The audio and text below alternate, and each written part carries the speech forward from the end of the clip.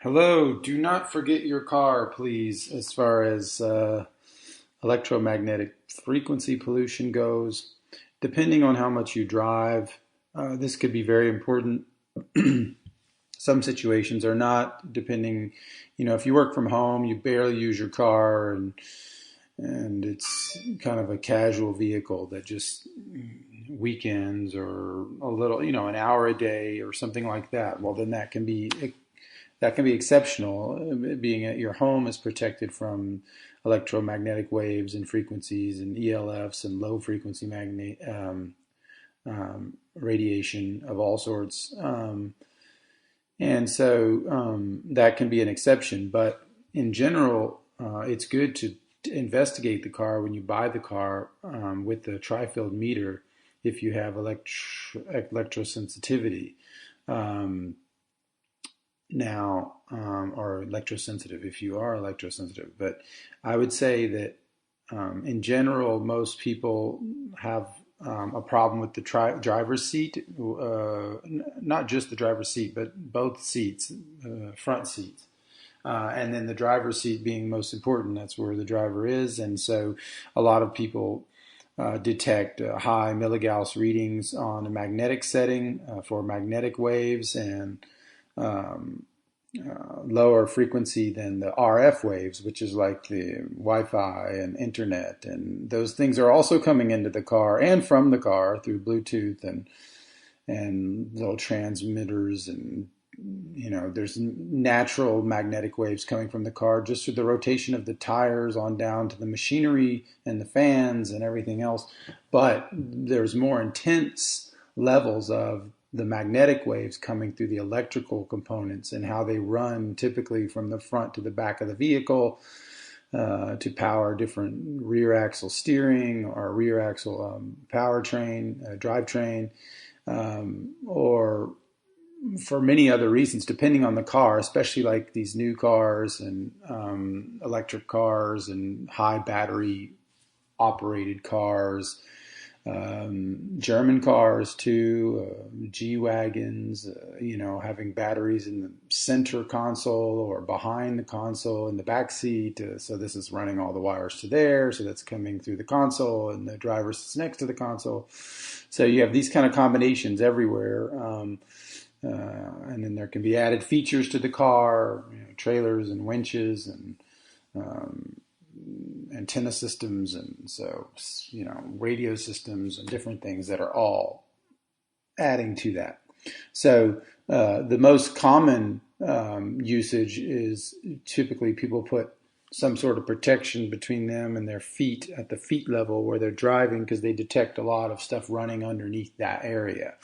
High milligauss readings like 10 to 20 instead of the desired 2.5. Or in the home, I would say the desired 0 or desired less than 1 magnetic frequency recording on the tri-field meter, which is about $160 for one of those. I suggest that because just one trip, without even being a nerd, I mean, just one trip being in downtown Austin with the tri-field meter on while I was driving through the downtown or walking through, either way, and there was such a intensity of GSM towers and little modulars, where they had kind of stuck parts of these towers onto the city structure, even like the parking lots and the multi-tiered parking levels. And I was like, wow, I've never seen these types of installations be that close to walking humans. And so with the EMF meter on driving through Austin, I found that in the downtown area, you could not get away at any point from a very high level of RF interference. And this is RF, which penetrates much faster than the lower frequency waves, which also have an effect, but it all depends on time and exposure. And AC or DC, are the waves collapsing and restarting on themselves, or is this just a constant direct current? And what are the differences there? And how machines create a certain direct current, which can be less intense than some sort of controlled wave structure or electronics. And so there is some different gradients to how these things can affect the body, and how they can be more um, aggressive by the spiking and cutting and the way they come in and how they, I mean, it sounds silly sometimes, but sometimes just listening to your tri-field meter and how it sounds, it's like there's this little sound. It almost sounds stressful when it's detecting things, and then when it gets down to a certain level, it sounds more okay, Or I guess you could also read it as all those little spike transients can also be aggressive, and so that's something that is connected to the RFs, and well, it could be to any signal depending on how it's produced. But anyway, so the common workaround is to put gyron. I don't know if that's how you say that, but or equivalent mu metal or equivalent um, shielding for magnetic waves. Now, this is totally different than the RF shielding, which can even be transparent to some degree. And this is a much more intense shielding that doesn't work on the same principle of reflection like the RF shielding. The high frequency waves work on the principle of reflection, where it's reflecting it back. Um, and it's not just base reflection. There's actually some subtleties to it. Like, I've noticed that like a mesh material has more power and capacity to reflect it back than just a solid material. Um, that could be untrue depending on the intensity of the material, but this is just like a general observation, within the normal price ranges, because sometimes these more developed solid materials are going to be much more pricey if they're made with the pure nickel or the pure coppers or whatever silver, different types of combinations of silver. You're not going to get pure silver, right? But I mean, so so finding the right cost-effective reality, you don't want to, you can't spend 10 grand on fixing up a $10,000 car that's got these leaks, right? So there has to be some viable workaround. And so, but that was kind of that little aside there was on the principle of reflection and the more high frequency waves, and how the differences in materials in the mesh can be actually more intense and less cost prohibitive. But when it comes to the magnetic waves, this you have to use these more costly, thicker, and layered ideas, and sometimes even multi-material like mu metal mixed with the gyron, and then put a layer of cardboard in between that layer, or even air or space, or this kind of separation. And so there's like this layering, and then there's this multiple different types of material you can use. You can use a material which wraps around the actual source, the cables, the where it's coming from, and it has a bendability. And then you can use plates which are not bendable. And so there's so many combinations, but I would say the easiest one for like a layman would be to buy gyron material, which is pretty expensive. It's about $50 for 1 foot by 2 feet. Uh, so it's very expensive. So if you spent like $500 there, and you could probably cover most of your car. I mean, as far as the interior, little paneling and things like that. And so some people just get hire a detail shop or carpeting shop for cars to just go in there and either rivet, or glue, or find a way. Glue's probably better, but rivets, I think, you can have water damage maybe on the bottom of the car and things like that. But so if there's a possibility to put that carpet in underneath the carpet that's already there, that would be the best solution, and help you wrap around the consoles and a lot of these, what do you call them, relays and things like that, which expose a lot of the electricity and the unshielded wires, and there's just tons of stuff going on there. But the most important would be around the seat and on the floorboard. And, I don't think it's smart to sit on the gyron per se, because the way that the magnetic fields concentrate in the structure of the thing that's blocking it, so there's a concentration there. But there could be some truth to it being better than not. in a given situation. However, one thing that is true is that the edges on which the material, like if the material is a square piece, I mean, they say round is better, circular is better, of course, just because of the nature of magnetics and how they work. And there's this kind of concentration edge kind of thing that happens where it's less attenuated, it's more attenuated whenever it's circular or spherical, circular kind of cutout or whatever. But in certain situations, this is just what's going to happen. And so some of these edges are going to have a concentration of the magnetism just on that area right there. And it'll be stronger than if there was no shield, just in that area where it's concentrating. So it's kind of a hard thing to do. I mean, some people would say you just got to sell the car and find a low EMF car, but it's not easy. It's really not easy. You know, I really wish with one of my last car purchases, I would have just been able to ask them to let me sit with the car for 10 minutes in privacy, so I could think about it and look at it and stuff in privacy. And so that probably would have been smart, but with the meters and everything. But so there is a way to work around this stuff, and being is that I use my car very infrequently and for short distances, and so it's okay. Um, there's also so the gyron you could buy and put down. If you could get 2 layers of gyron, at least built around the whole, um, wherever you're detecting, but definitely around the seats. And, you want to get as close as you can to the source with magnetics. That's the way it works. So if there's a battery there, you want to cover that somehow on top of what you're covering elsewhere. And so you really need a little bit of material, some bendable and foldable and wrappable, and then some more thick. So it's like combining these approaches and getting it right and getting those waves down to less than 2.5 when you're driving. That would be ideal.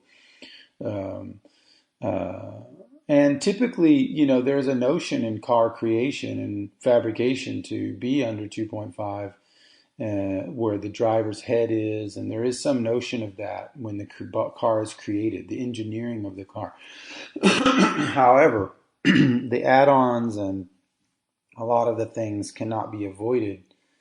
And so this kind of rule doesn't always apply, especially if anything aftermarket has been done to the car and things have been added. But in general, it's still kind of a blind spot for them. I mean, who knows? I mean, they may think that 2000, 20 milligauss is okay in their way of thinking because it's not 100, right? And we're trying to get to 2.5. So they're not at that level of thinking. But there is consequences. I mean, the only positive side that I've had of having this high magnetic wave car seating driving position that I have now is I've kind of forced myself to do Kegels, which is where you tighten, I forget the muscle, it's like sphincter.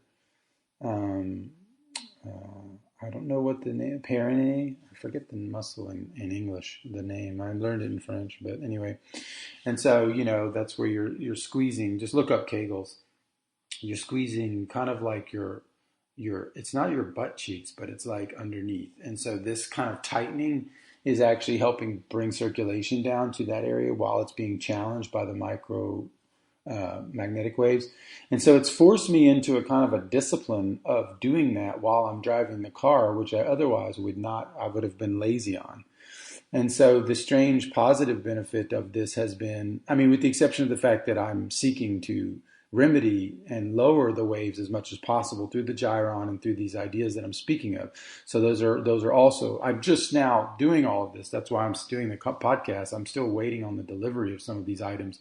But what I'm saying is, and I've seen a lot of testing online and watched videos and stuff. So it's not like I'm going to get these products and they're not going to work. Well, I know how they are working. It's just a question of each situation and application is different and how you can get that to pull that off. But I will say that on the way to healing that car and making it lower, I won't achieve full victory. But it has forced me to be a little bit more mindful, and that's been a good positive benefit because I've been wanting to do the Kegels more often.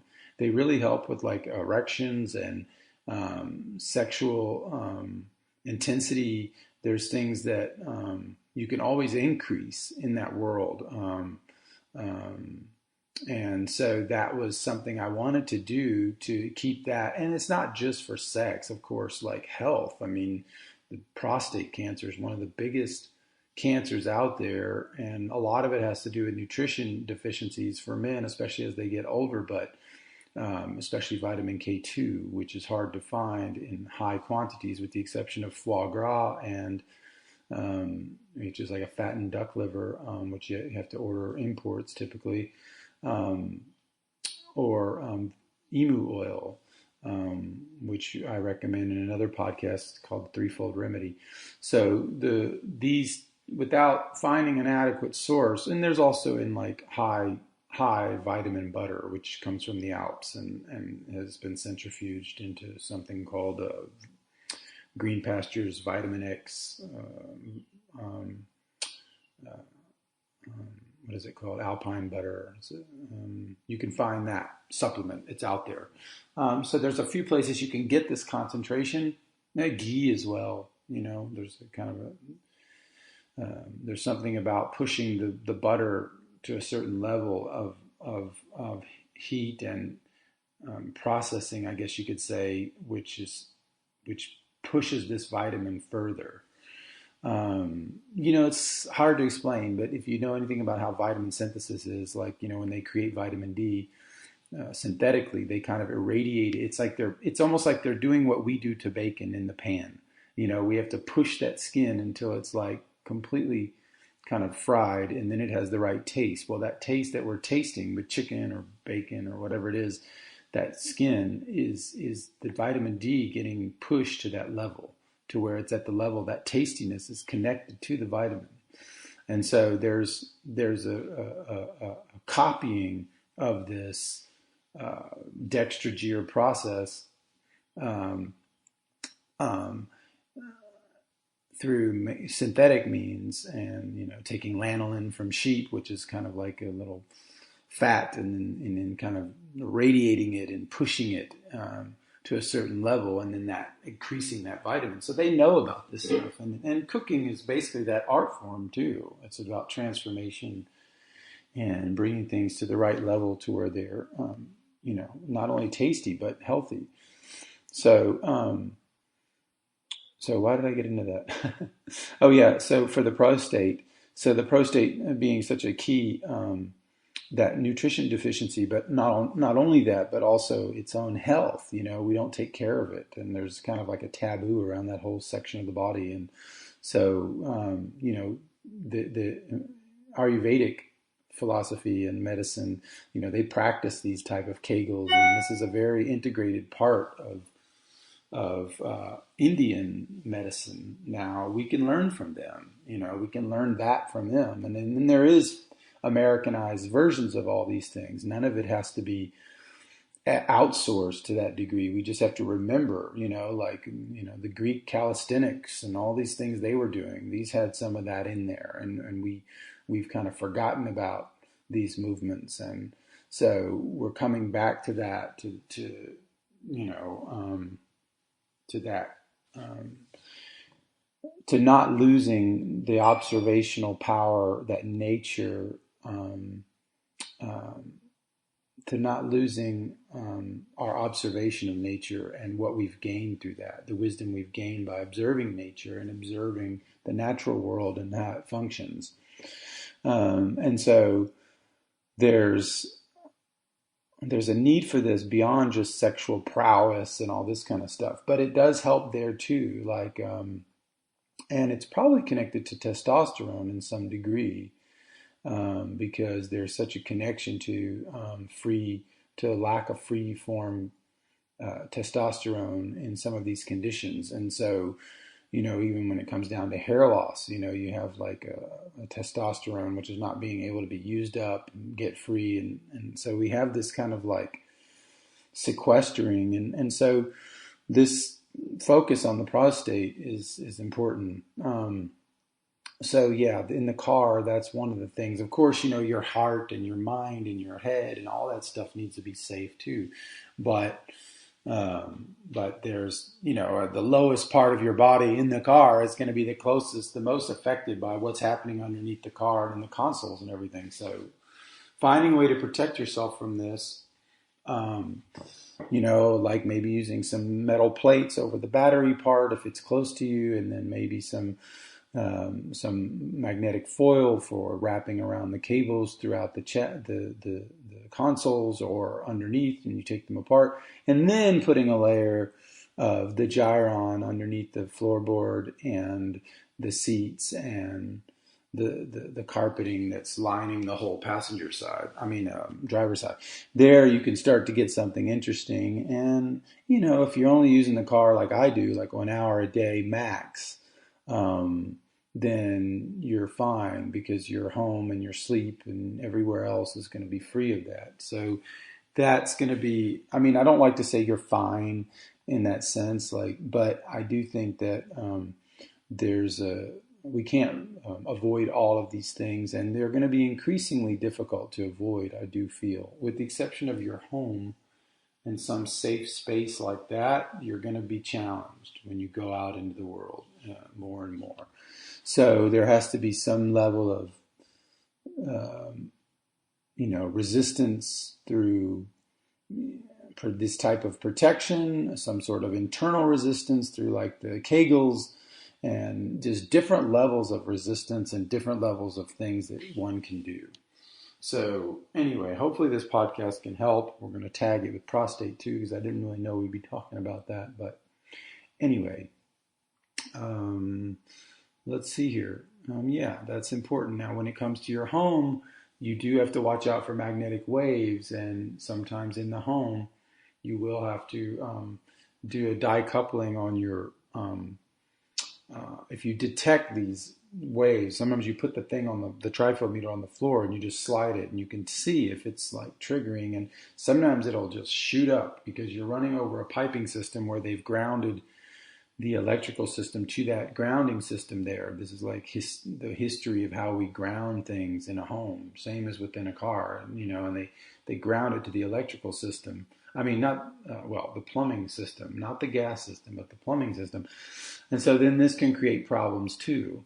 And so you're able to remove those problems by installing, especially in the place that we had in California, it was coming from the street. The street level was connecting, had a connection to the ground, the underground piping system, and then that was piled up with whatever wires were running on the side of that, and that was creating a wiring error. And so this error was eliminated by decoupling the piping system from the street, meaning we put a 6 or 10 inch piece of plastic that had to curve because there wasn't much room. So it was a curve in between the two input and output. So now we've cut off the electrical frequency of the grounding to the underground piping. Now you could say, oh, that's dangerous. But this home also had, or you can have installed, but it also had a serious stake in the ground for the grounding. It was like, I don't know if they're like 6 feet, but they're long stakes going into the ground. And then a lot of grounding was attached to that. So this was like redundant. And once it was deconnected, all the magnetic waves stopped in the house. It was amazing. And then from everyone from the dog or anyone who's on the floor, just that whole area was kind of healed. So how to apply that same reality to a car, my Lord, I don't know. Deactivate some functions and some things, and maybe disconnect some things from the battery terminal itself, and know what you're doing there. Some of these cars are so advanced, it's like they just won't function right if you just disconnect things and without turning off those things in the computer system, and then even just like the battery placement and the wiring placement may be too essential to some of the core functions to be able to move or replace or change. So yeah, could you adapt all of it and move the battery to the back seat? Maybe, but you'd still have hot wires possibly, with all of that. Once you get that concentration of wires running through the console, it starts to get difficult. Um, so, yeah, hopefully those ideas can help for your car and your home and your prostate. And so, anyway, yeah. So come check us out at theheartoftradition.com. Get on the magnesium, the transdermal, because this is what's going to help also heal the circulation, help the prostate, help the electromagnetics. It does help on the inner level to keep those cells from being overrun. And it's a natural calcium channel blocker. It keeps the cell from rigidifying. It's cell death through calcium. And so you need this kind of flexibility in the body for all of these conditions I just mentioned, but in general. So you got to get the inner deficiencies are the most important. From there, you start working on the environment and how to stop the environment from hacking your body in the wrong direction. So anyway, come check us out at theheartoftradition.com.